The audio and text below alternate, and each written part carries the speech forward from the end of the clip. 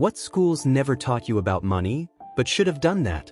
They taught us how to solve quadratic equations. They taught us how to memorize dates, formulas, and diagrams. But somehow, after 12, 15, even 20 years of schooling, they forgot to teach us the one subject that controls almost every aspect of our daily lives: money. Not just currency, not just coins and notes, but money as a system, money as a tool, money as a language. And so we graduated, proud, hopeful, stepping into the world with certificates in our hands, but without the financial map we desperately needed. Most people discover this truth the hard way. The first time they get paid and watch their salary evaporate in a week. The first time a bill arrives, and they realize they don't know what interest rate or minimum payment really means. The first time life punches them, an emergency, a crisis, a debt notice, and they realize they were never prepared for the real test. Because school trained us to pass exams, but life demands we pass experiences. Experiences that require financial literacy, not textbook memory. Money is woven into every corner of our lives. It decides where we live, what we eat, the opportunities we can take, the risks we're allowed to make, the education our children receive, and the comfort we experience as we grow older. And yet, no teacher walked to the front of the class to tell us the truth. Money has rules. And if you don't learn the rules, you will spend your life playing a game you can never win. And so today, we journey through the lessons the world should have given you. Lessons that separate financial stress from financial strength. Lessons that wealthy families pass to their children quietly, around dining tables, in everyday conversations, through small habits and mindsets that most people never see. The first lesson is simple. Money is not about how much you earn. It's about how much you keep and how you grow what you keep. People with small incomes but strong habits often live better than people with high incomes and reckless spending. Because wealth is not built from numbers on a payslip, it's built from discipline. Discipline to delay gratification, to track your spending, to control your impulses, to tell your money where to go instead of asking where it went. But no school taught us how to manage emotions around money. They never taught us how buying things to impress people can trap us in debt. They never explained how lifestyles rise faster than paychecks, how wanting too much too soon destroys long-term wealth, or how the pressure to look successful prevents people from actually becoming successful. We were taught how to compete academically, but not how to live financially. The second lesson the system forgot is this: poor people trade time for money. Rich people trade value for money. And wealthy people trade money for more money. Most people grow up believing the only way to earn is to work harder, longer, faster. But the truth is far deeper. Your income is determined not by effort, but by impact.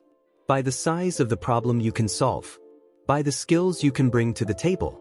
By the knowledge you develop and the value you produce. Yet in school, the focus was on obedience, not creativity. On repeating information, not solving real-world problems. On memorizing facts that Google can answer in seconds, instead of learning how to manage cash flow, build assets, negotiate deals, or start a business. And so millions leave the education system believing that working harder is the answer. Meanwhile, the wealthy work smarter, think bigger, scale faster, and build systems that make money even while they sleep. The third lesson is one that wealthy families understand deeply. Debt can be a tool, but for most people it becomes a trap. Schools taught us to avoid mistakes on exams, but they didn't teach us to avoid financial mistakes that can haunt us for decades. They never explained how credit works, how interest multiplies, how banks profit from your lack of knowledge, how companies design marketing to target your emotions, or how the desire for comfort now steals your freedom later. Most people use debt to buy liabilities, things that lose value. Wealthy people use debt to acquire assets, things that produce value. They use debt to own property, build businesses, invest in opportunities, expand their income streams. Meanwhile, the average person borrows to upgrade lifestyles they can't sustain. And when the debts pile up, stress rises, dreams shrink, and life becomes a cycle of survival. The fourth lesson left out of the curriculum is investing. Not the confusing equations, not the complicated jargon, but the simple truth that money grows when you give it time and direction. If every young person learned about compound interest at age 15, the world would look completely different. If they understood that saving is not enough, that inflation quietly eats their money, that investing early can turn small amounts into life-changing amounts, entire families would break generational cycles. But instead, we were taught to be afraid of risk, afraid of markets, afraid of business, afraid of failure, afraid of stepping outside the security of a job, even a job that doesn't pay enough. And so most never start. Most never learn. Most never take advantage of opportunities that could have transformed their lives. Because nobody told them that the biggest risk is staying the same. The fifth lesson missing from education is the psychology of money. Money is emotional before it's mathematical. Your childhood environment shapes your financial behavior. Your relationships influence your spending. Your mindset shapes your earning potential. Your beliefs determine your financial ceiling. If you grew up hearing money is hard, money is scarce, rich people are greedy, or we can't afford that, those beliefs became invisible walls around your destiny. The wealthy don't just teach strategies, they teach mindset. They teach confidence. They teach possibility.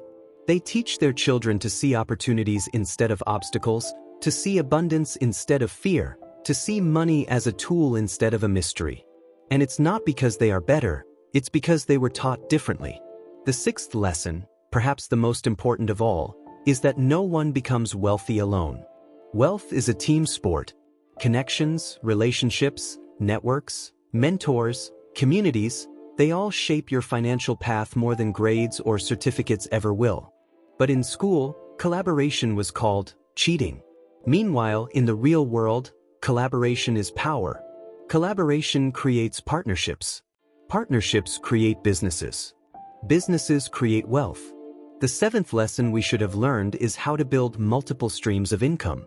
No single stream, no matter how secure, is guaranteed. Jobs can vanish. Economies can shift. Life can change overnight. But people with diversified income survive storms that destroy others. Whether through side hustles, digital skills, investing, freelancing, property, or entrepreneurship, multiple streams are the engine of financial freedom. The eighth lesson is the reality of taxes. Schools never explained how taxes affect your income, how businesses get tax advantages employees never receive, how wealthy people legally reduce their taxes by owning assets, how financial structure matters more than effort. We were taught civic responsibility, but not financial responsibility. And so people work harder, but take home less, because they don't understand the system they're living in. The ninth lesson is budgeting, not numbers on a spreadsheet, but planning your life with intention. Most people budget reactively. They spend first, think later, regret much later. But wealthy people budget proactively. They assign every dollar a job. They make money flow with purpose. They understand that budgeting is not restriction, it is freedom. Because when you control your money, you control your life. The 10th and final lesson missing from school is this. The true purpose of money is not accumulation, it is elevation. Money allows you to impact your family, your community, your future. Money creates choices. Money creates time. Money creates freedom.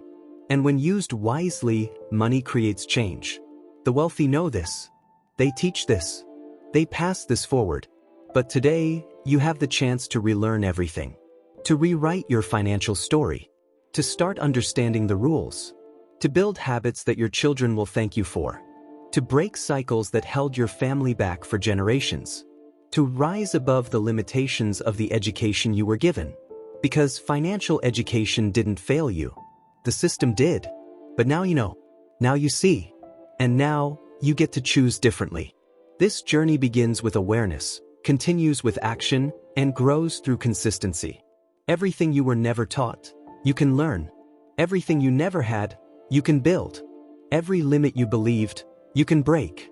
And every dream you've delayed, you can still bring to life. Your financial future starts now. And this time, you are finally learning the truth.